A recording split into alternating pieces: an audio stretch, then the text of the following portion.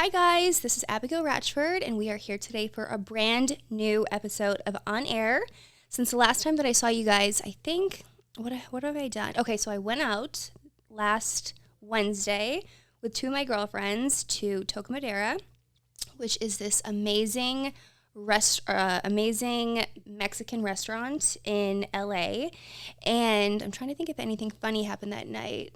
The Instagram pictures were a slay. So. Oh yeah, the Instagram photos, because I hadn't been out in so long. So whenever I do go out, which is very rare, I like to kind of make the most of it. So I get glammed, I get my hair done, and then we had a photographer meet us outside to do like walking in videos and photos.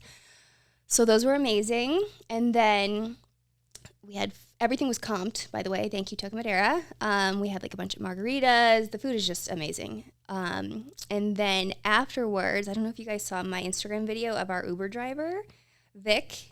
Vic is like a legend in his own right.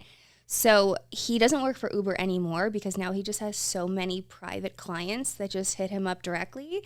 But his whole thing is like he has these lights that go on inside of his SUV. And anytime there's a red light, he will put on music, and he knows the words to every single rap song that's out at the moment, and he'll just start bouncing up and down on the car. Like he opens the driver's seat and starts making the car look like it has hydraulics in it, basically, and just singing, and he is just a character. And then he dropped me off first because my other two girlfriends live close to each other. And when he dropped me off, he got out of the car and asked the girl that was my friend Maddie, it was her birthday, to go on his shoulders. So he was carrying her on his shoulders, dancing to 2 Chainz, like All I Want for My Birthday is a Big Booty Hoe, basically. And we were just laughing so hard that like we could not breathe, but it was hilarious. So that is so much better than like an Escalade driver in a suit. Oh my like, God. I know. Maybe not for long distance, like driving to like San Diego, like right? shaking the car the entire time. And then what else? So that's basically what's gone on in my life in the last 7 days. But let's think what's going on in the world. Some juicy. Yeah, okay. Do you want to get into pop culture? Yeah, let's get into some pop culture stuff. Starting with, should we start with the Kanye West? Yeah. White Lives Matter. Okay. Yeah. So, obviously, we all know that Kanye is very much outspoken. He just says what's on his mind, whatever. He's artistic, so he gets away with it. And honestly, I, up until this point, have always been like, you know what, whatever. But this is just going too far. Like, the whole White Lives Matter message is just a very dangerous message to put out there because I feel like it kind of just supports white like you know what I mean, like KKK members or like the neo-Nazis and all that stuff for him to like gag people with. Yeah, the bar is too high that now it takes so much to create that shock factor. And his whole thing was like, okay, well, Black Lives Matter was a scam. Like the people that were running it, I guess there was like they were stealing money and stuff, but the whole message behind it is still the same. Which I mean, it's a shame that the founders were being corrupt, but like that doesn't take away the entire message of the movement, I guess. And I think for him to just say something that's just so extreme, it's a very dangerous message because not everybody's going to look into like the whole reasoning behind him saying that. Like nobody has the time to be like, why is he saying this? You know? So for people that are kind of like, I don't want to say ignorant, but it's just sending out this message like, oh, Kanye says, you know, white lives matter. And it's like the white middle school boys that are like eating it up, which is so crazy that that's the demographic that he's like targeting. Of course. And it's like, okay, he's obviously a black man, but maybe his life isn't in danger as much as a black man in Chicago from a lower income city because he probably has bodyguards around him all the time and security.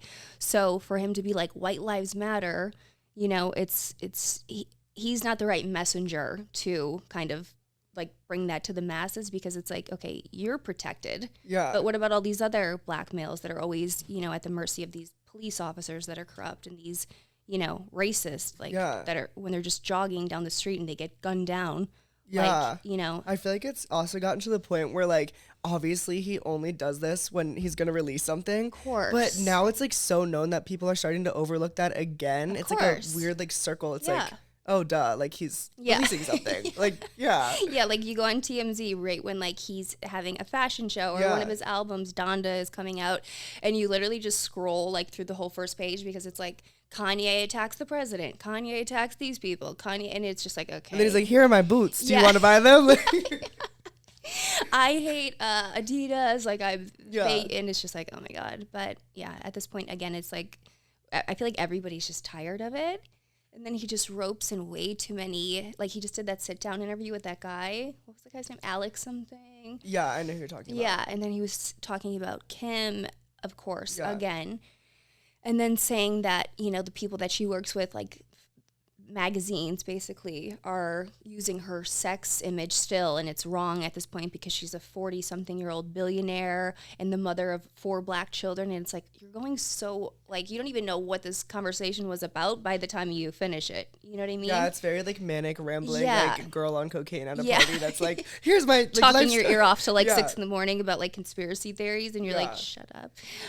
No, it's like Kim kidnapped my kid, and here is a hoodie that's ripped up. So now you know, like, yes, exactly. So the next thing we had was the Bella Hadid dress. Okay, so speaking of Fashion Week, somebody who I think had a very positive impact on Fashion Week was supermodel Bella Hadid, and she was painted in some kind of white material that somehow these artists, stylists, designers sculpted into a dress. I guess this was like the finale of their show or something.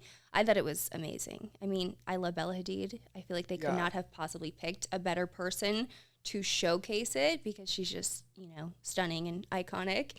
And it was just cool. I thought it was really, really cool. Was the focus on Gigi, like, before Bella, sort of? Was it? I don't think really Gigi was kind of like the trailblazer for that family, and then Bella was, I don't want to say like in her shadow, but they were, you know, kind of, Gigi was a little bit bigger, and now I feel like Bella's kind of shining on her own. Gigi's still really... Like, it shocks me that Bella's the younger one. I know, that right? That is so weird. Like, Bella is so much older sister. Vibes, right? Yeah. Yeah, for sure. Yeah, it's very weird. And then next we had the Hailey Bieber, which is sort of in that world. Oh, yeah. So the Hailey Bieber interview with Call Her Daddy was definitely, I feel like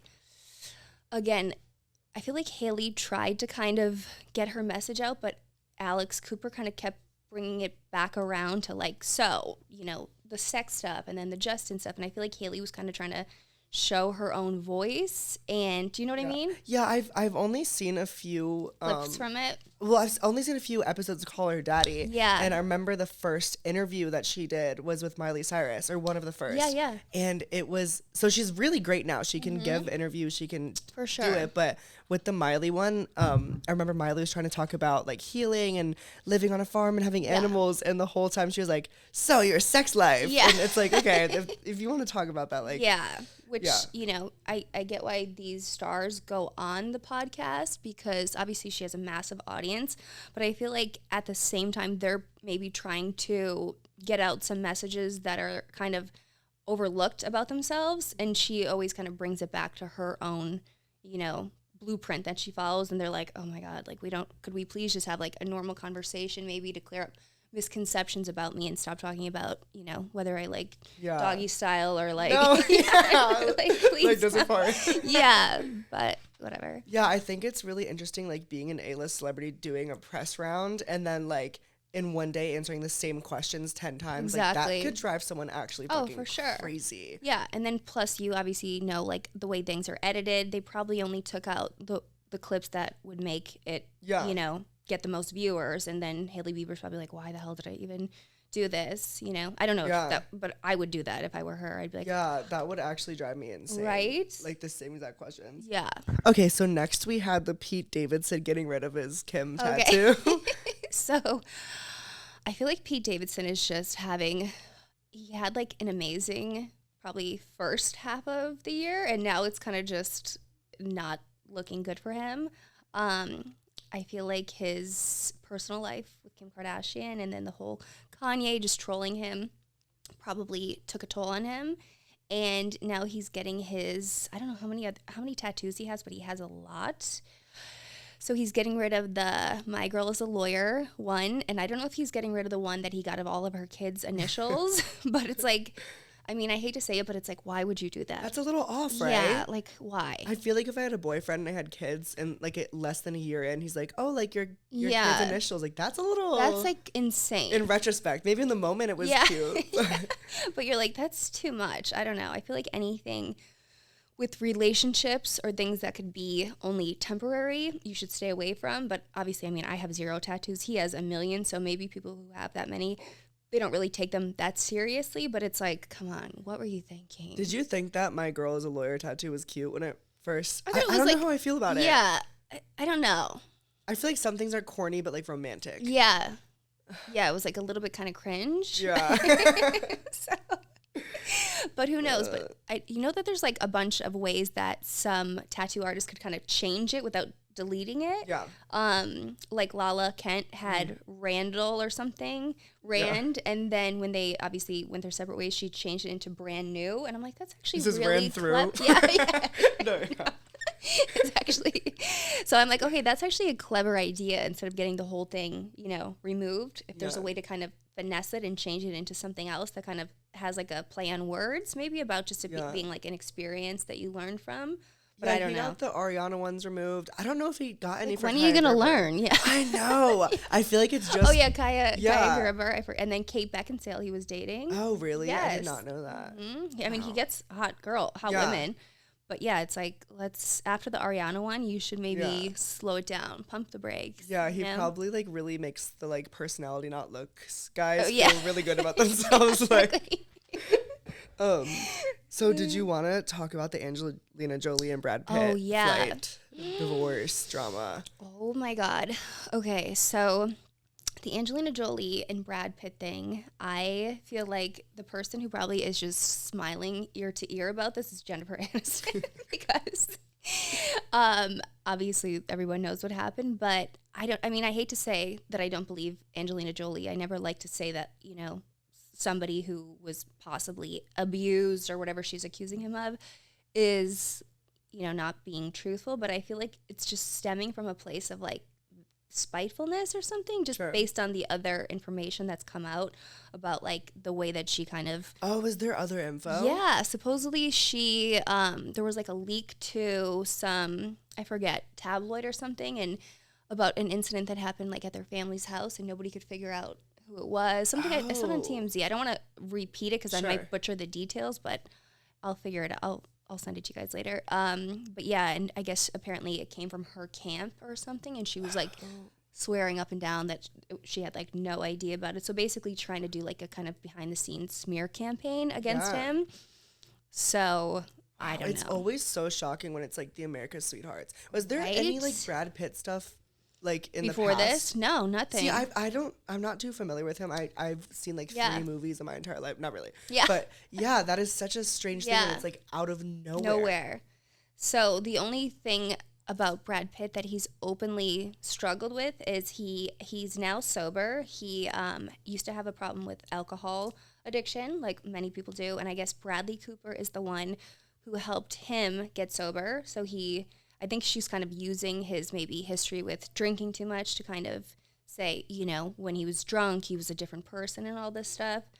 So who knows? But I hope that it ends in not a horrible way because they have lots and lots of kids. Obviously, they have like a whole army camp of children.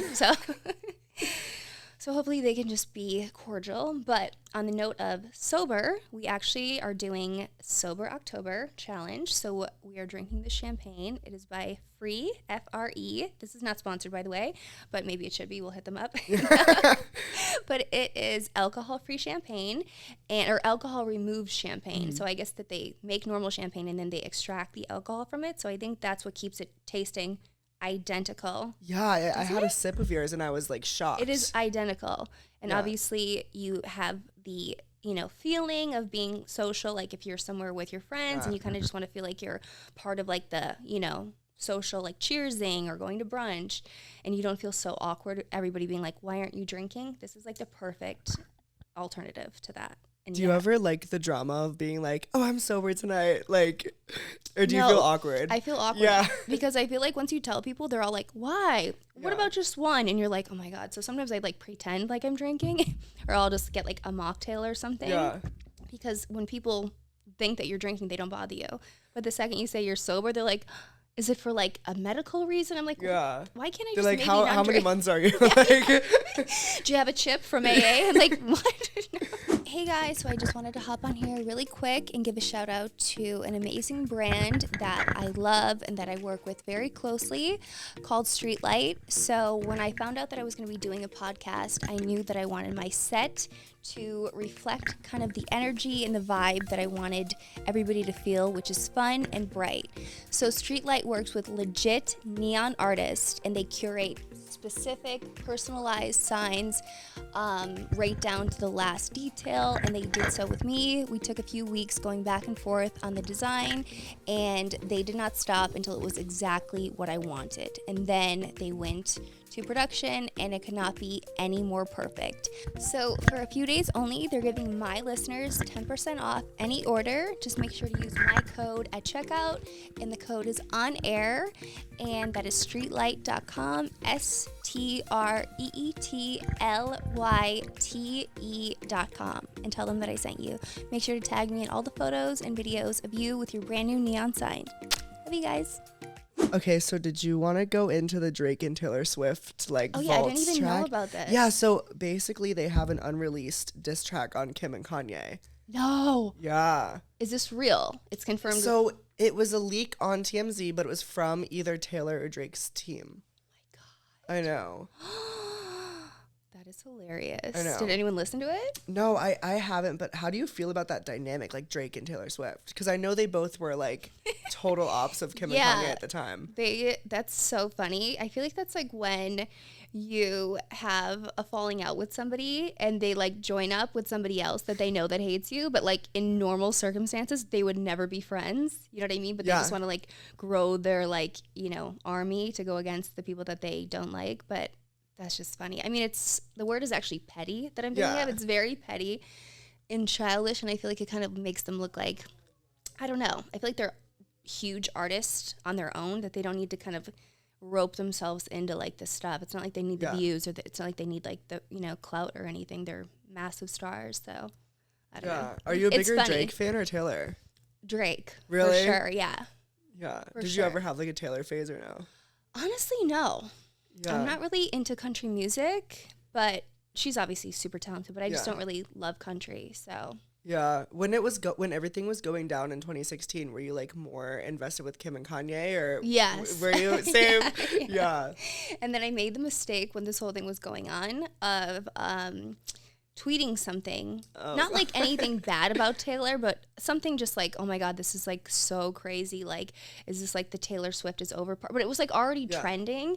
And the fans of like Taylor Swift, Selena Gomez, they are just ruthless. Like, I immediately deleted it because I had like probably 200 tweets from people that didn't even follow me.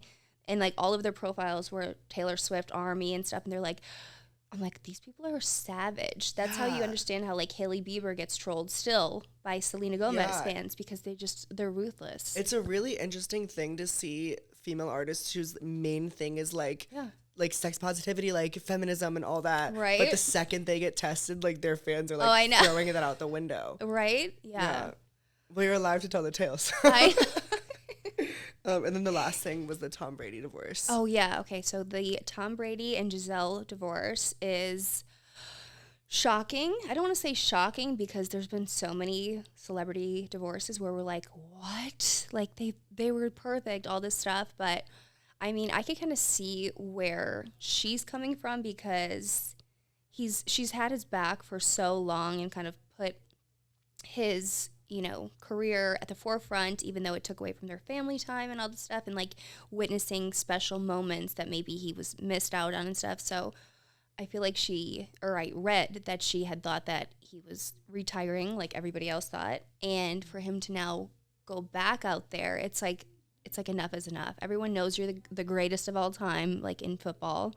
He's a legend. And he's, what is he, 43 now, 44? No clue. Yeah. I mean, you probably know more about football than I do. No, yeah. I just know more about like celebrities.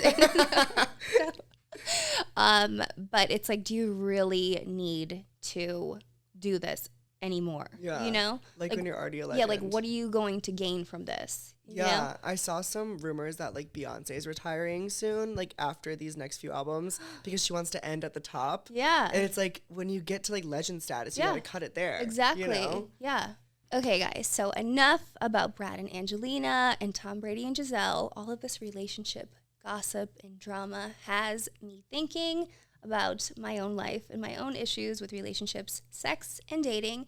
So that made me prompt you guys yesterday for some really juicy questions involving all of those topics. So we're going to read my favorite ones. Let's go. What is something women want in a man?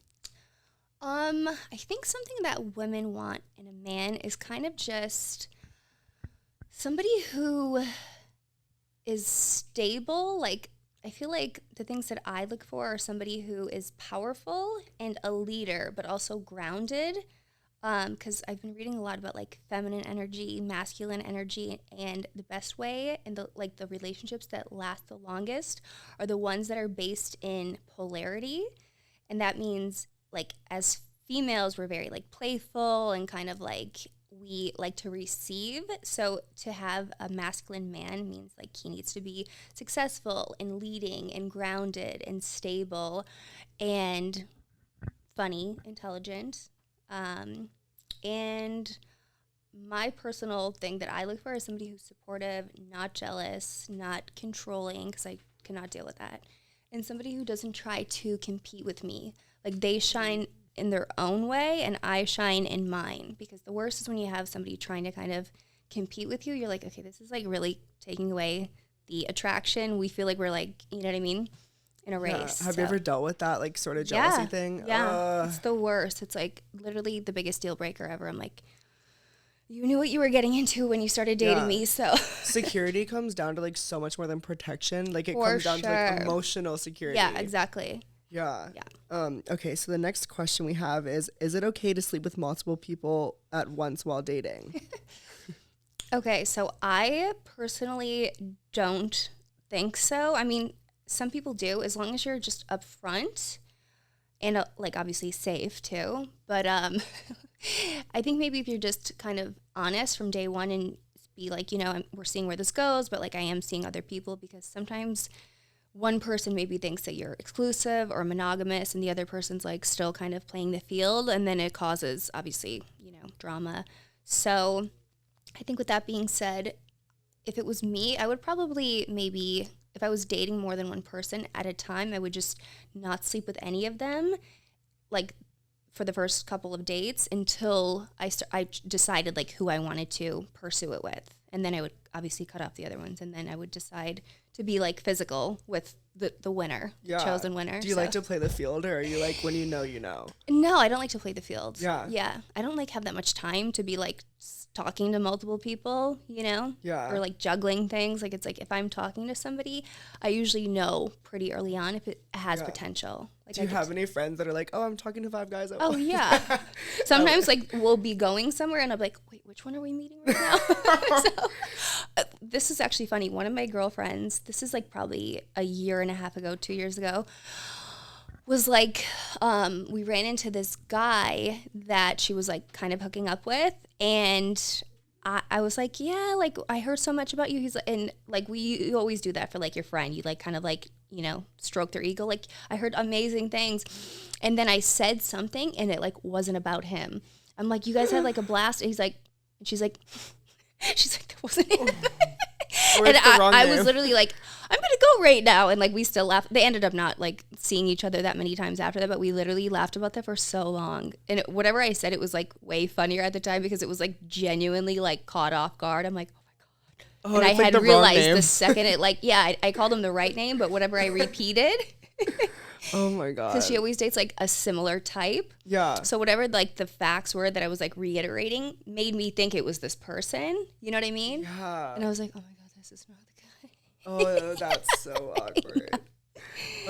Okay, so when you're in a committed relationship, how often do you like having sex in a week? I would say like probably 3 to 4 times is good. Yeah. When you start doing like once or twice a week, you're like, okay, this is like danger zone. Yeah, it's like all like the rap songs, like the Nicki songs. She's like, if you can't fuck 3 times a day. Yeah. like obviously in the beginning of a relationship, it's like you can't get enough of each other. But then probably like after the 1 year mark, or if you like live with somebody, I would say like 3 or 4 times a week. And they don't have to always be like long, drawn out, like, you know, all that stuff. Like you could have, you know, afternoon little delight maybe one day, and then the other night like date night, afternoon snack. Yeah. Okay, so what do you think about open relationships? Do you think they last? I could never be in one ever, because I just think that that's so weird. But there's a whole school of thought where people like they swear by them. But I mean, I guess as long as you both do that from day one, like, and you're just completely like swingers from day one, and that's how you attract each other. But people who start monogamous and they've been together for so long, and they decide like, you know what, maybe let's start, you know, trying new things or bring other people in or having I feel like that never pans out well, because that's like your last attempt to like hold on to something that's like crumbling, and then you're just kind of adding, you know, other people in the mix, and I feel like it's just like a recipe for disaster. But that's, you know. Do you think that's like an LA thing, or do you think that's just like everywhere? I don't know. I feel like it's probably more of an LA thing, for sure. Or like old people. Yeah. They like desperately need something. Yeah, to spice for sure. Okay, cool. Wait 1 second. Oh, this is actually really interesting because I heard about this weekend. Do you believe in those underground, eyes wide shut sex parties that happen in Hollywood? Yeah, I've actually been to one. What? Yes. So it was Wait, what? Yeah. Oh, that's crazy. So speaking of open relationships, this guy, his name is Damien something, or Damon Lauer. He was like a lawyer, was married to his wife for so long. And he found out that she was cheating on him, basically was devastated. And he had like this kind of rebirth, and he created this thing called Sanctum. It's like a underground society, like private members club. And they have a party the last Saturday of every month, and they have them at different private houses and stuff in Los Angeles. And I was at one once. I went to, I think it was like a Grammy after party with one of my guy friends at the time, and it was like black tie and all this stuff. It was at this insane house, and then he's like, we didn't know what to do afterwards. So he's like, would you be down to like go to this other kind of party? I'm like, yeah, what kind is that? He's like, it's like a members only party. I'm like, yeah, it sounds fun. He's like, are you sure? I'm like, you're really freaking me out. Wow. So we went, and it was like, again, everyone's like dressed to the nines. I recognized a bunch of people there that I knew. And there was like cages with like girls having sex in there. And then like, yeah, that was kind of weird. And then everybody kind of like goes off into like different rooms and stuff. And there was girls, walking around naked with basically like masks on, and like nipple clamps and martinis, and then like guys, and it was very, very weird. Were you into it, or were you like, absolutely not? No, I wasn't into like oh, let's go have sex on the couch and have everybody watch us. No, it was more like, this is like bizarre. Yeah. I just watched that movie Eyes Wide Shut literally this weekend for the first time. I love that movie. Yeah, I just saw it this year for the first time. Oh, really? And I was like, because it's such a classic movie. It's sick. And I'm like, oh my God, this movie is insane. Yeah, I didn't realize how often. I've also heard of like underground poker parties that are also like sex parties. No, for sure. Yeah, would you ever attend one again, or is that like? I don't know. I don't know if I would go to like those specific ones. Yeah. But I've heard things about like some celebrities that are into them. Like somebody said that they used to see Will and Jada Smith at them all the time. I'm like, wow.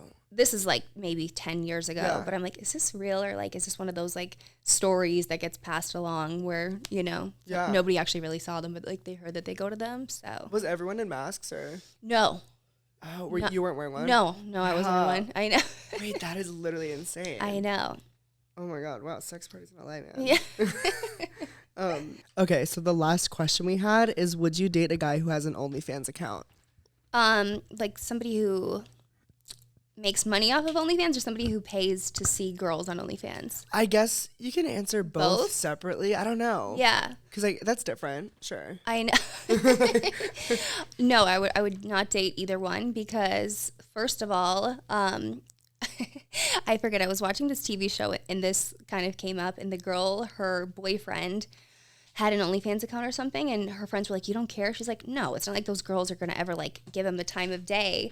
But I'm like, okay, if I was dating somebody and they had an OnlyFans account, all of those girls that they subscribe to are probably girls I know in real life.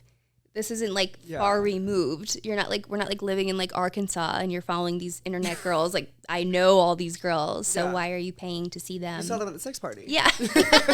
We just left that underground sex club together.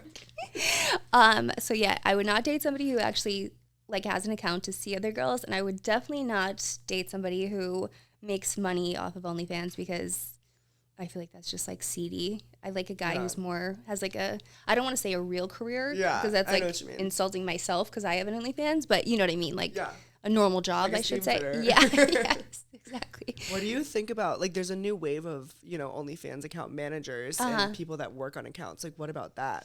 Like maybe someone who managed an OnlyFans account. That would be fine because they're probably so like what's the word? Immune to it that they don't even really see it as something that like turns them on anymore. That's just what I think. I have no idea.